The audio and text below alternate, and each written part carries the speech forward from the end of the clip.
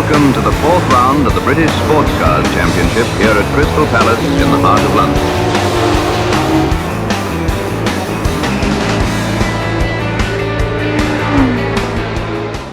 The cars wait for the flag, and they're off. The McLarens take off with the Lolas in tow. Down to the first corner. Some cars are drifting a little wide on cold tires and brakes.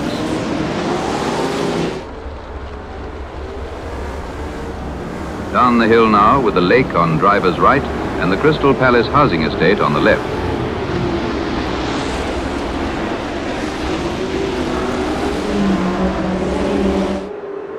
The cars continue down the back stretch past the swimming complex and the football stadium.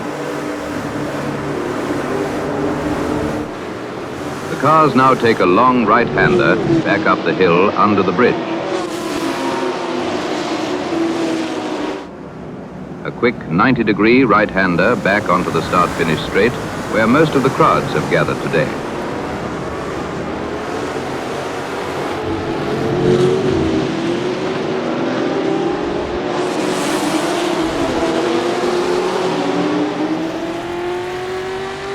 Hello everyone and welcome back as we are continuing our 1966 season in the British Sportscar Championship. We've just completed our first lap and we got a lightning start. I think we qualified fairly well actually. We were in third place, but we managed to jump David Piper and one of the red Ford GT40s. And we're up in the first place, although I'm not going to do that around this Crystal Palace circuit, which yeah, this is a fascinating circuit. This is the 1967 version, although I don't think that differs much from the 66 edition. But yeah, this is an absolutely fascinating, really well done mod.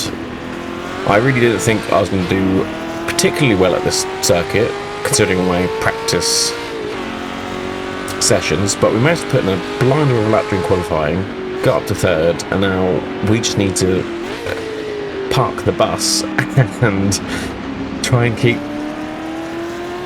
David Piper and the Jags at bay, because they are title rivals. And even though we have 3 races after this, I mean, every point's gonna matter, so we really do need a win at this point. We haven't got one, we've got 2 second places.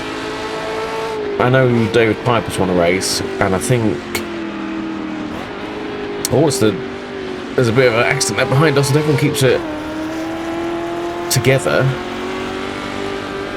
But yeah, and now the Jags part of this championship, they have very, very quickly made up a load of points, and Richard Attwood is our title contender as well with David Piper. I think they're the two we've got to watch out for and definitely need to finish ahead. I think the green Ferrari behind us is a couple of points ahead of us, and the almost like military blue Jag is only a couple of points behind, so ideally a win would definitely put us back in level pegging. And so with 3 races to go, we have another Silverstone next. It's the Martini Trophy, I think it's called, followed by the Goodwood Tourist Trophy, and then the Brands Hatch Guards Trophy. Now, seeing as how Silverstone went last time, I'm not imagining we're going to do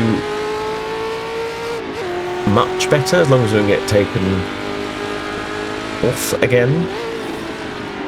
Now, only with Goodwood and Brands Hatch, I haven't practiced those yet, and so I don't really know how we're going to do it. I always like to think I'm going to do well at Brands Hatch because that is my local circuit. As one of the Jags there is got a problem, looks like front suspension issue, and that's held up all the other cars, so that is going to give us a nice buffer,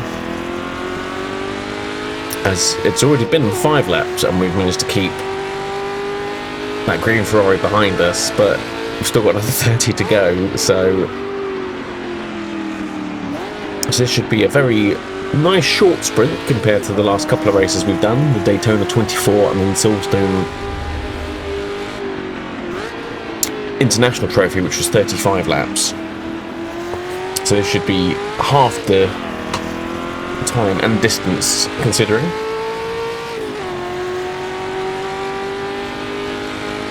I'm not too worried about John Berry ahead of us and his Lotus 40 because they are not in our class. So they should disappear up the road. I'm not sure any time if the faster loaders are going to lap us.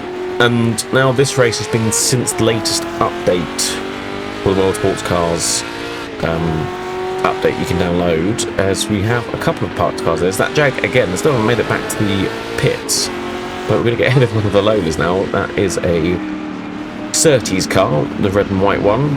I'm not sure who that would be. That either be Surtees himself or Graham Hill or Skip Scott, is it? Or David Hobbs? One or the other. Ones are also running a Loaded T70 Mark II, and we'll let them pass because you're not in our class. That was Graham Hill. There we go. The yellow flag up ahead. Because this circuit's quite narrow, tight, twisty, technical, and fast. The last thing we want to come across is a car, especially someone on this bit, because it's a blind left-hander. With nowhere really to go. You've got the lake on our right, and then there's a little escape route I've used a couple of times there on the left. And yes, you've got the swimming pool complex on our right there, and the football stadium as well. So this is a very sort of a sport complex area, but I really didn't know much about the Crystal Palace circuit. On stage we've got another sort of car park, probably a bit closer to modern days than Crystal Palace. 66 again, that Jag still hasn't made it to the pits, although he's crawling into it now. And we've got that green Ferrari behind us again that has completely undone all our work. But there's a couple of cars between us now, so we're up to P8, which is probably the highest I think we've been in this championship. But again, we're not really fighting these cars, as there's a Porsche there was facing the wrong way, and now it's facing the right way. It's all kicking off here at Crystal Palace.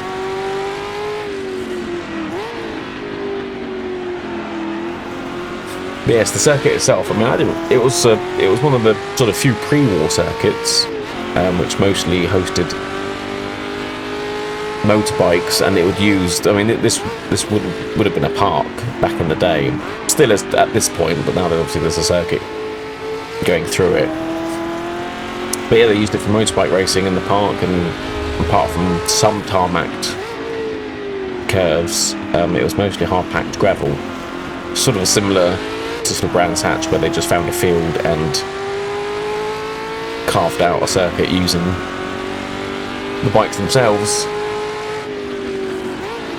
I think that was in 1927, and obviously then the war came, so then it was used for war purposes, like most of the other UK circuits, which were all airfields.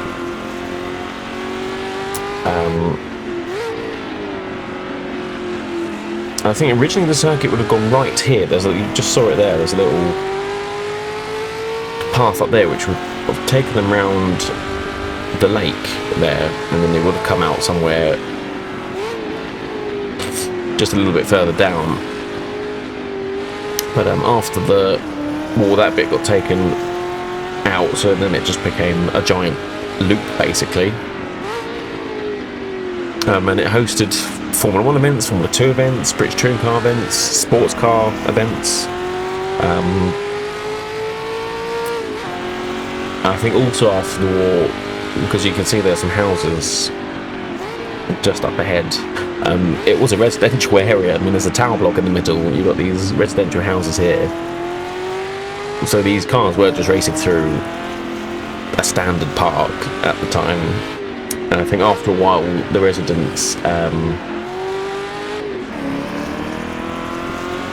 put in a request that they could only race, I think it was 5 days a year in the end.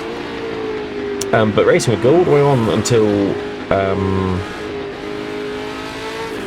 sort of the early 70s, 1972.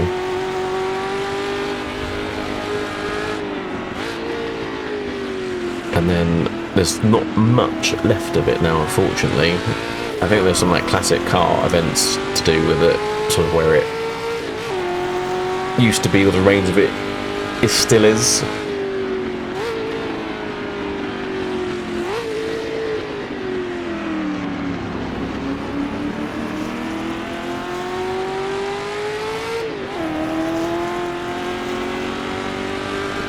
It was also used as a filming location in the Italian job.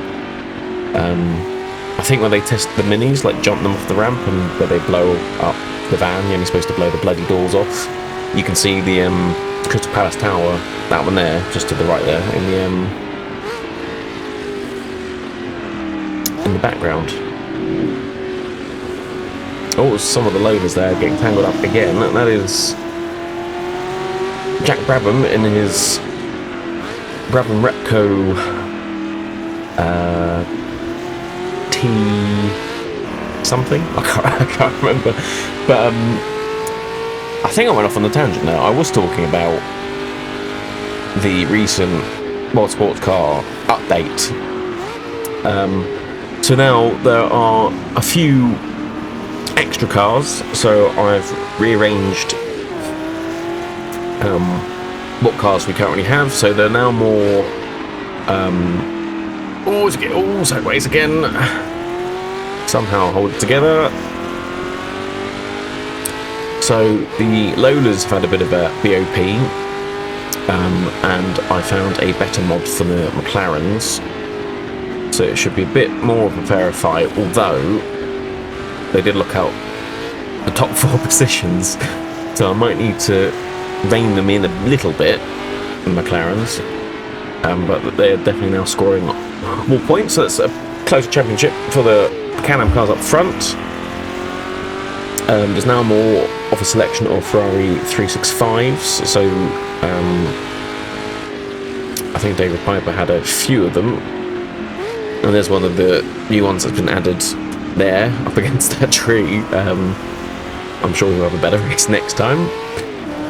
As well as the Brabham BT8s as well. There's a couple of those that were in this championship, or in these non-championship races that we put together into a championship. So they've got some of those running around. And it was just in time, because I did announce that we are going to do our Pacific Sports Car Championship. So that is taking the non-championship events from Australia, the non-championship events from Japan, which are the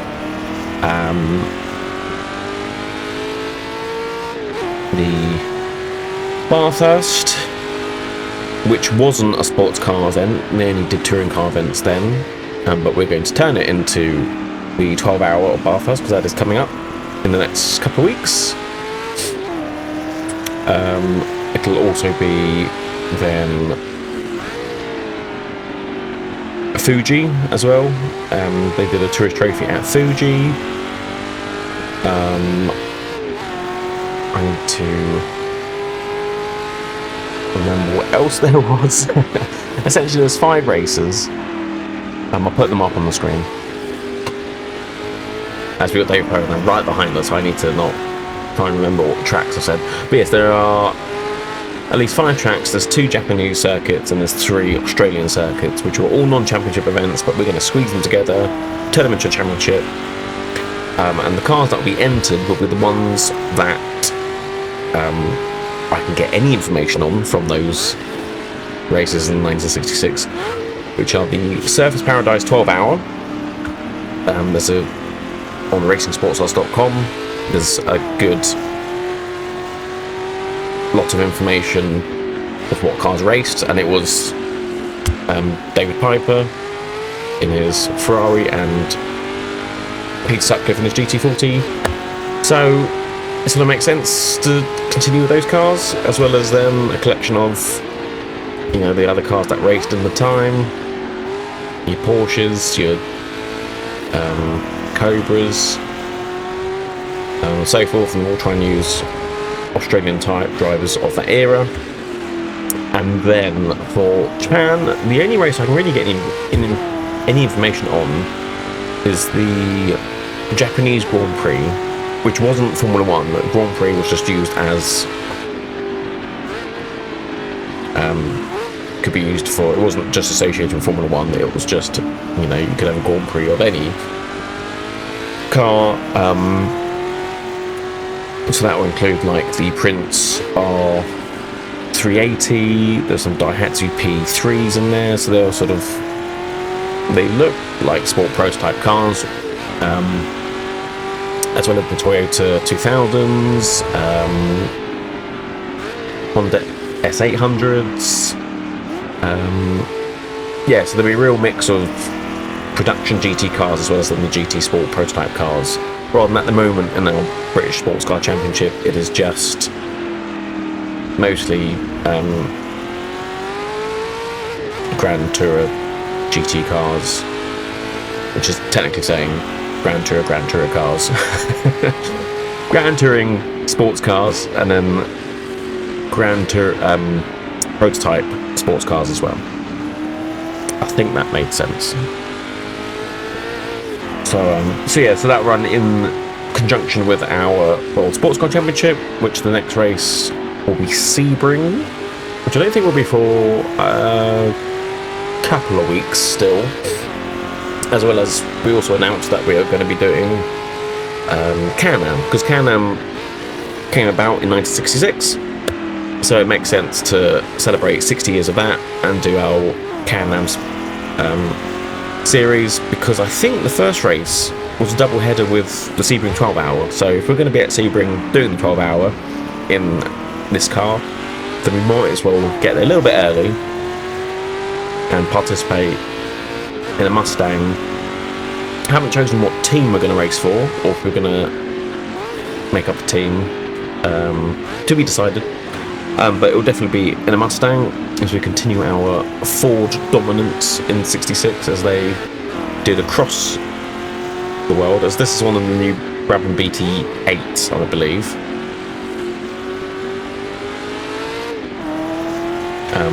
Not as quick as we are, so I think we're coming up to lap him. And this is the first outing for this car, so now that's Richard Attwood behind us now. I don't know where he's come from. It was the number one that had the problem, so that was Norman Dewis. Yeah, so there are two main title rivals right behind us. We have 15 laps to go. That's saying we've got 17 laps to go. So I need to look at my maths. Oh, we've been lapped, haven't we? So, yeah, it would be 15 laps with it.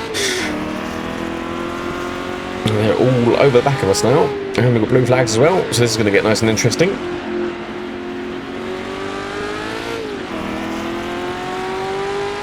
So yeah, so I believe the next race for us will be Silverstone. I think I was confusing myself last race saying that the next race was going to be Bathurst. In real life, the next race is going to be Bathurst. We've just had the Daytona 24, but we've got a couple of weeks yet, so we shall do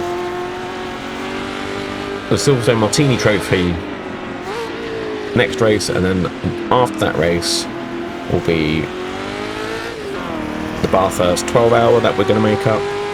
And then after that should be the finale of our British Sportscar Championship campaign, and hopefully we bag this win. Oh, as the Jag gets a little bump and run from the blue McLaren behind us. Now, who is that? Keith St. John, is it, who raced? Or I think there's another driver called John. I think it's safe to say quite a few drivers called John back in the 60s. Or is he going to give us a bumper run as well? Goodness me. He must be leading, or he definitely wants us out of the way.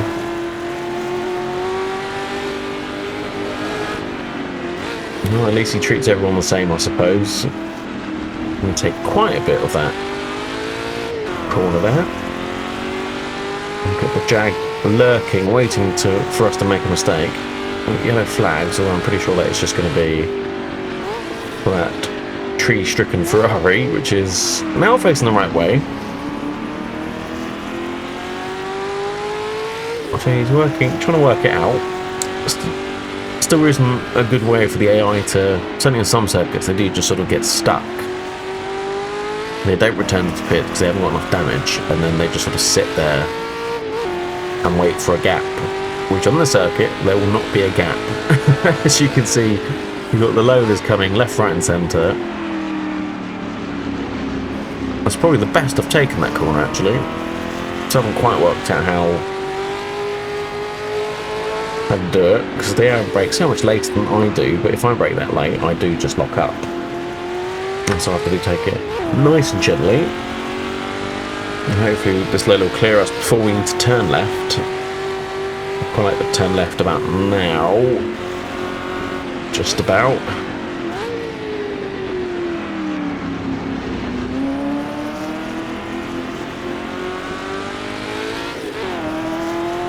Yeah, this is a really, really brilliant circuit, really challenging. You really have to keep you on your toes, especially if there was the bit around the lake, turning right just there.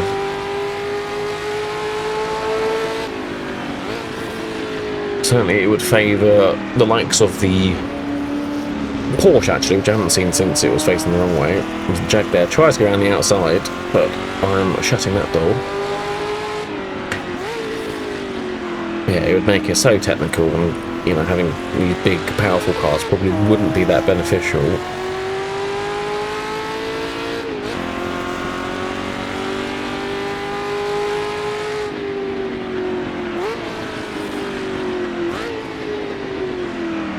Well, Ferrari's still there.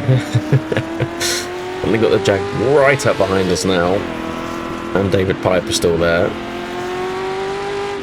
We have to go defensive. We really don't want to lose this. We've been first now for over 20 laps. I'm not going to lose it with maybe less than 10 laps to go.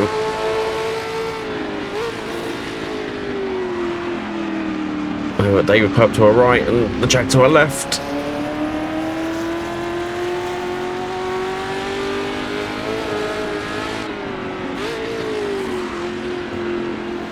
Hopefully they'll now squabble against themselves. We need to get a good run here and try and break away. Hopefully we'll get that McLaren between us and them.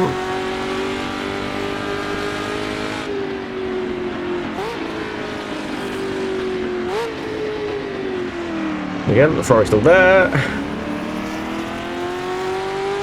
When you come around the corner, the first thing you see is that big bright red thing, and then you can't quite tell whether if it's the inside of the corner or the outside of the corner. Like where that Porsche was.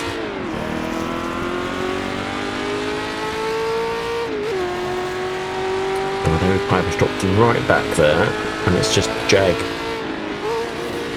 That is a threat to us. We're gonna take that far too wide, but we maintained the speed, I suppose. That wasn't horrendous, but if he was any closer, he would have gone for it.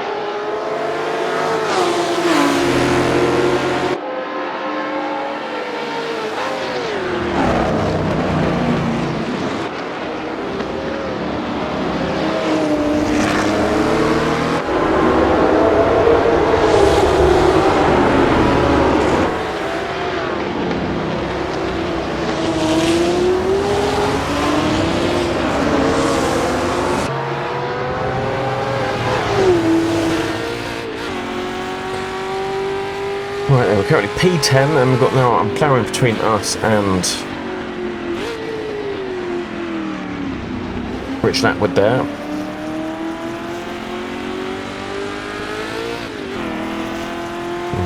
McLaren now going to want to come past that very dangerous point of the circuit that is not ideal at all.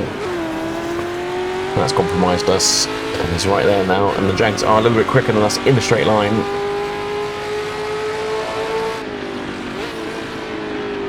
Oh my goodness, he's right on us. I think that was a little push there, a little bump and run, but again, a little touch. We're going to be on the racing line, so you can go away. We hold off for another lap. Must be getting close now.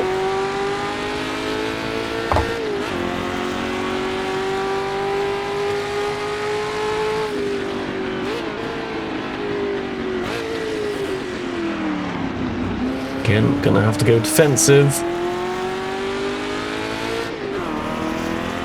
Oh, we've got slow cars. No, looks like there was a Lola there. I don't know who that was.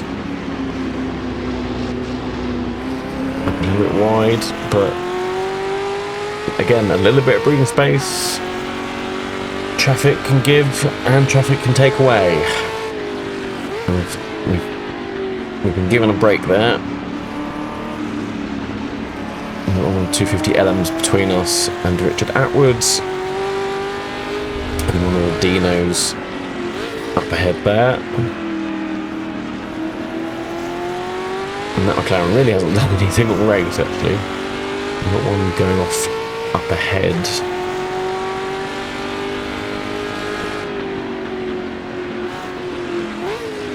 Just take it nice and easy, because also in my practices, you could end up cooking the brakes. There are quite a few heavy braking points.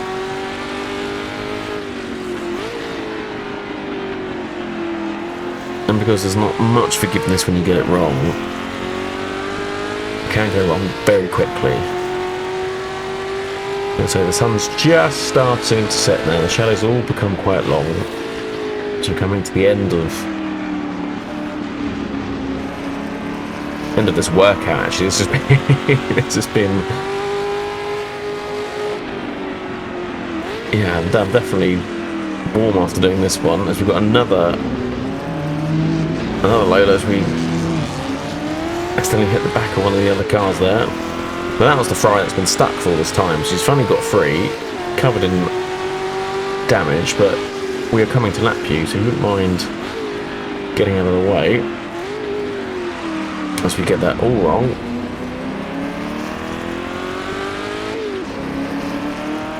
And I think our mirrors are empty, so we don't need to risk anything at this point.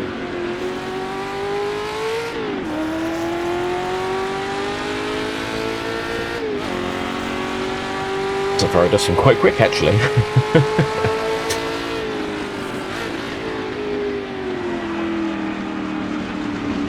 Yeah, so it's good timing of that update, because now I've got a load of cars that I can add to that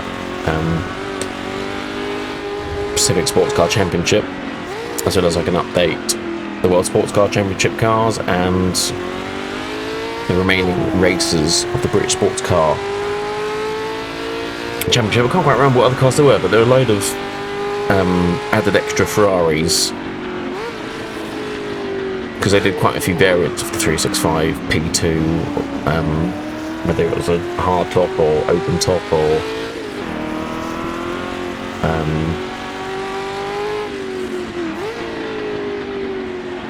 yeah. What I didn't realise was that Peter Sutcliffe drove. Oh, please don't pull out. Goodness me. Peter Sutcliffe, for his final race, drove a topless version of the GT40. Which I know there's the Mark II version, which is with the roof off. Well, I haven't found one for the Mark I GT40. Now I think it only did a couple of races, that car, but it would be nice if I could find it. I don't know how easy it is just to take the roof off one of these cars when they modify it. But yeah, otherwise I'm just going to have to use the Mark II or just carry on using this one. As it must be near the end of the race because I've made a mistake. That definitely is becoming a thing now. And there's no one behind us and there's no one in front of us, so I'm not entirely sure how I've done that.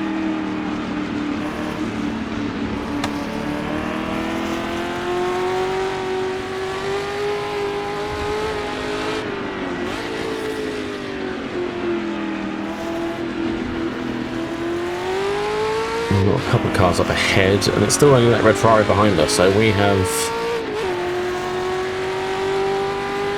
I think we're probably safe at this point, so we'll take our time with that Lolo, who doesn't really know what part of the track it wants to be on. Again, he's probably just going to try and drag that home. There might be an extra place for us. We're in P10, that's probably our best placed finished, I think. Or at least it'll match our World Sports Car finishing position. But hopefully this win will lead on to other great things. So I think as I briefly in the last race after Sebring, we don't really have a drive for the World Sportscar Championship. It's like they've only did yeah, Daytona and Sebring in his car.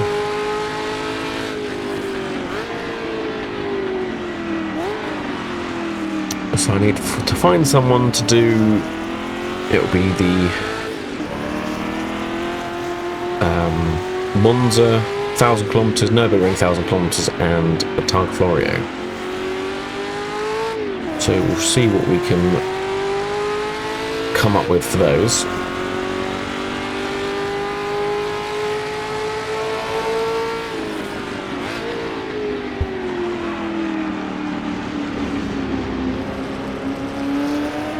Alright, the leader is on his final lap as we have a huge pile-up. We're not going to stop in time.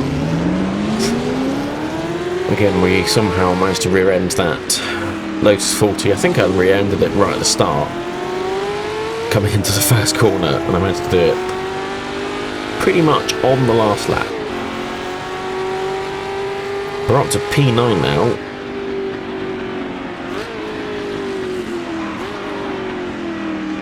John Surtees is 23 seconds ahead, and then Jack Brabham, who's in that. Well, the car is essentially a Lotus 40, but I've just painted it in his Brabham Repco colours.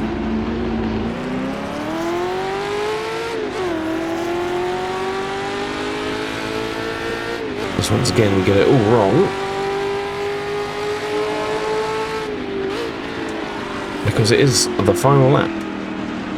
The sun is now really starting to set on us. This has been a really fun race. I say pretty much a race of defence, but we've made it, and this will be our first win in our British Sportscar Championship and in our full GT40 Mark 1. We've finally done it, we've got a win.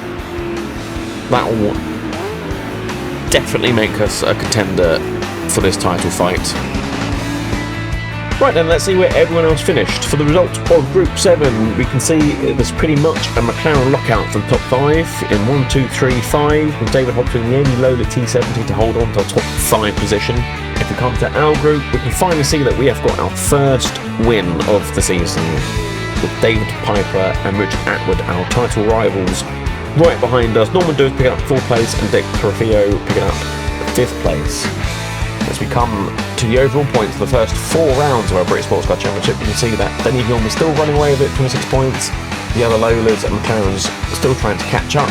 But if we come to our group, we can see that it is 2 points between 1st and 2nd, and 2 points between 2nd and 3rd.